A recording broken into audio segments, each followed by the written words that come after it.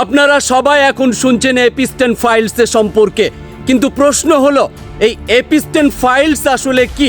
এই ফাইলগুলোর ভিতরে ঠিক কি রহস্য লুকিয়ে আছে আর যুক্ত আছেন কারা কারা? অবাক করার বিষয় হলো এই ফাইলগুলোর নাম উঠলেই বিশ্বের তাবড় ক্ষমতাধর মানুষগুলো অস্বস্তিতে পড়ে যায়। এই সব কিছু নিয়েই আজ আপনাদের সঙ্গে আমি বিস্তারিত কথা বলবো। আমি আমার গণচিন্তা চ্যানেলের পক্ষ থেকে। এই ভিডিও কোনো গুজব ছড়ানোর জন্য নয়, এই ভিডিও কাউকে দোষী প্রমাণ করার জন্যও নয়, এই ভিডিও সেই প্রশ্নগুলো তোলার জন্য যেগুলো ক্ষমতাবানরা চায় না সাধারণ মানুষ করুক। এপিস্টেন ফাইলস কোনো সিনেমার গল্প নয়, এটি হলো মার্কিন আদালতে জমা থাকা আনসিল্ড কোর্ট ডকুমেন্টস। এক কথায় এপিস্টেন ফাইলস হলো জেফ্রি এপিস্টেনকে ঘিরে থাকা আদালতের নথি, তদন্ত রিপোর্ট, সাক্ষ্য, ইমেল এবং সরকারি কাগজপত্রের সংগ্রহ, যেগুলোতে তার অপরাধ চক্র, সহযোগী নেটওয়ার্ক এবং ক্ষমতাশালী মহলের সঙ্গে সম্পর্কের ইঙ্গিত পাওয়া যায়।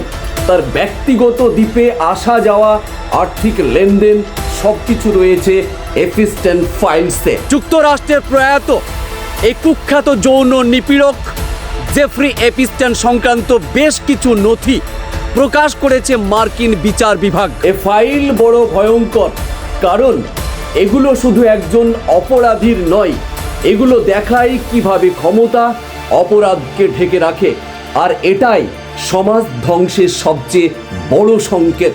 গত শুক্রবার 30শে জানুয়ারি প্রকাশিত হয় এপিস্টেন সম্পর্কিত প্রায় 30 লাখ পাতা নথি, 1,80,000 ছবি এবং 2000 ভিডিও। প্রকাশ করা নথিতে যুক্তরাষ্ট্রের প্রেসিডেন্ট ডোনাল্ড ট্রাম্পের নাম এসেছে শতবার।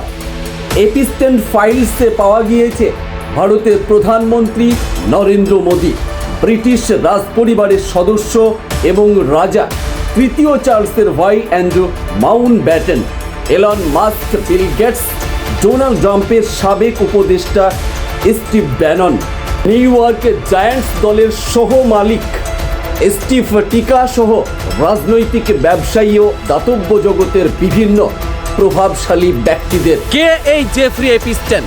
কোন জাদুর বলে তিনি পৃথিবীর বিখ্যাত মানুষদের হাতের মুঠোয় রাখতেন? দেখতে থাকুন পরের video. Thank you very much everybody. ভালো থাকবেন, সুস্থ থাকবেন, আর আমার এই ভিডিওটি ভালো লাগলে অবশ্যই একটা লাইক, কমেন্ট এবং শেয়ার করবেন।